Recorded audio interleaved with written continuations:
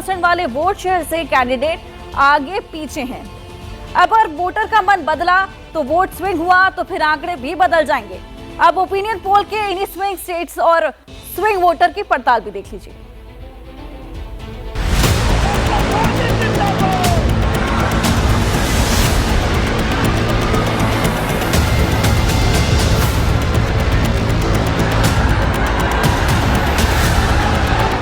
दिल्ली में बहुमत से राज करना है तो फिर उत्तर प्रदेश को साधना ही होगा।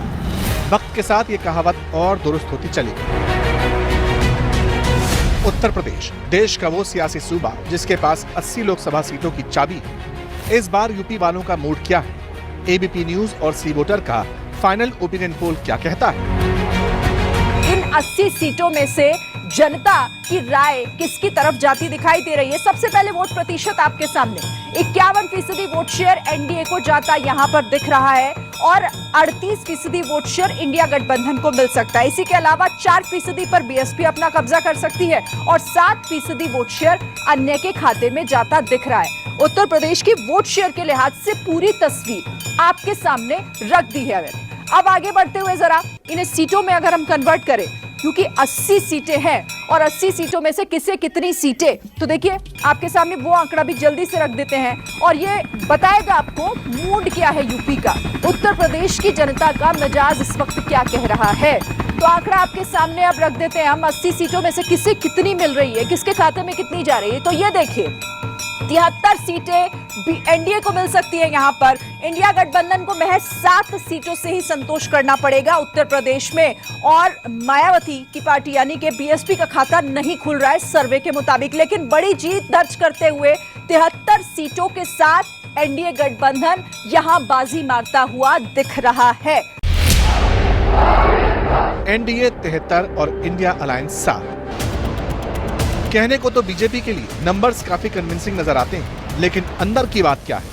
डेटा के अंदर का माइक्रो डेटा क्या कहता है? क्या यूपी में सभी सीटों पर एनडीए को भारी बढ़त है? क्या यूपी में इंडिया अलायंस वाकई काफी पीछे छूट गया? उत्तर प्रदेश में कितनी सीटों पर कांटे की टक्कर हो सकती है? यूपी में 1% वोट से कौन कौन आगे है? क्या 3% मार्जिन वाली सीटों पर खेल हो सकता है?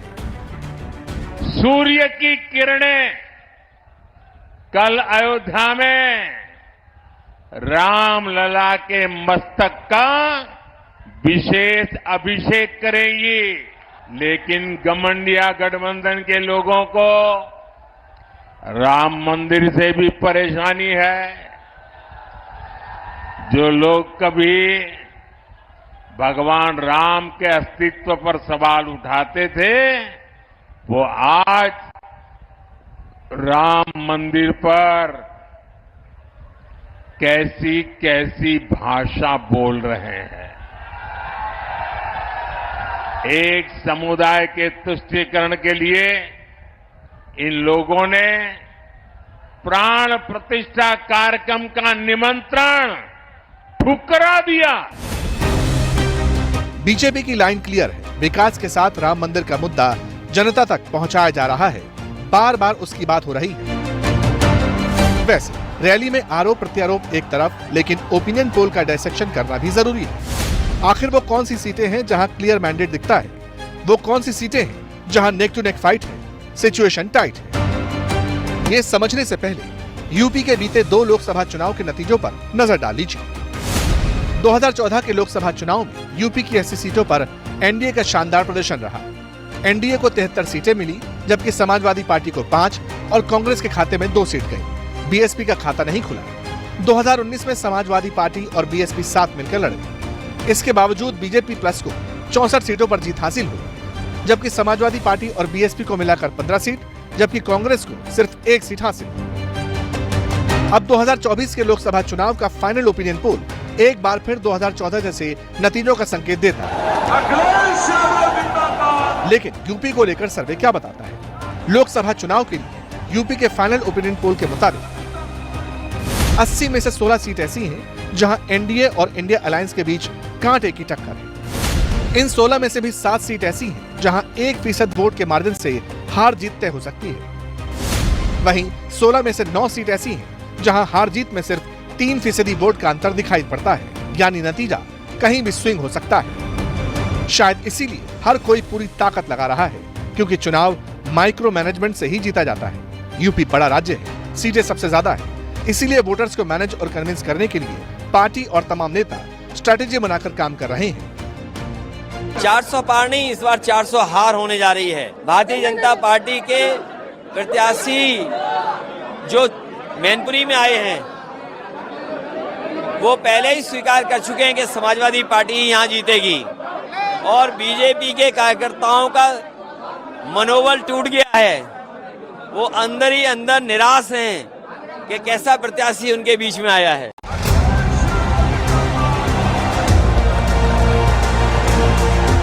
अखिलेश इस बार कांग्रेस के साथ चुनाव मैदान में है। जोर पूरा है और मैनपुरी से पत्नी डिंपल यादव ने पर्चा भी भर दिया।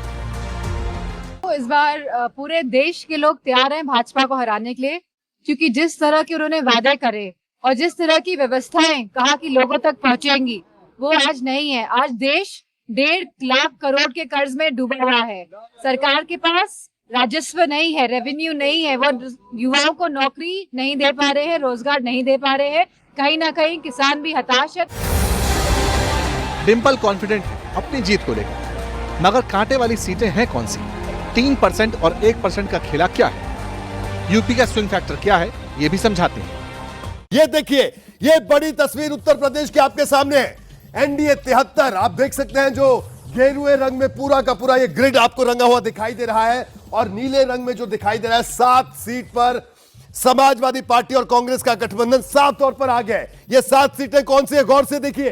अंबेडकर नगर, जहां पर रितेश पांडे को बीजेपी ने टिकट दिया था, और गाजीपुर अफजाल अंसारी, जहां पर समाजवादी पार्टी के प्रत्याशी है। इसके अलावा घोसी, जो कि सुभाषपा को बीजेपी ने सीट दी है। मैनपुरी, डिंपल यादव यहां से चुनाव लड़ रही है। इसके अलावा कन्नौज, अभी सपा ने यहां से प्रत्याशी घोषित नहीं किया कन्नौज से, लेकिन बीजेपी के मौजूदा सांसद सुब्रत पाठक यहां से प्रत्याशी है।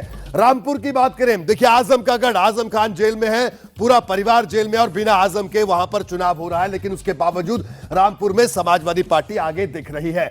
इसके अलावा आजमगढ़, जहां से निरहुआ सांसद हैं भारतीय जनता पार्टी के, लेकिन समाजवादी पार्टी ने धर्मेंद्र यादव को यहां से चुनावी मैदान में उतारा है। लेकिन एक और बड़ी बात, ये तो सपा के लिहाज से देखिए पूरी तस्वीर सामने हुई, लेकिन आप देखिए 2 सीटें कांग्रेस के लिहाज से यहां पर बात करना चाहूंगा, रायबरेली और अमेठी। आप देखिए रायबरेली और अमेठी की अगर बात करें तो दोनों सीटें अभी भारतीय जनता पार्टी की फेवर में जाती हुई दिख रही है। पहला सीन यानी फर्स्ट सिचुएशन, एबीपी न्यूज और सी वोटर के फाइनल ओपिनियन पोल के मुताबिक यूपी में एनडीए जिन 73 सीटों पर जीतती दिख रही है, उसमें से 7 सीट ऐसी हैं जहां एनडीए इंडिया अलायंस के मुकाबले सिर्फ 1% वोट शेयर से आगे है।